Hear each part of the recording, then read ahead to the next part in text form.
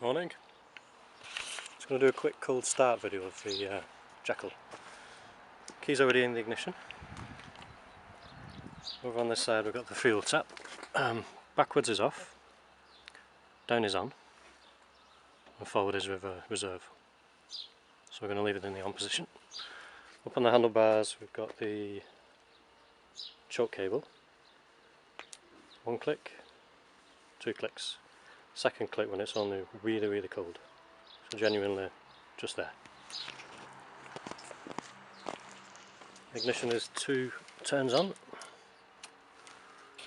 And on here we've got the lights. All the idiots are in the clock, and there's an idiot warning light here for the charge warning. Okay.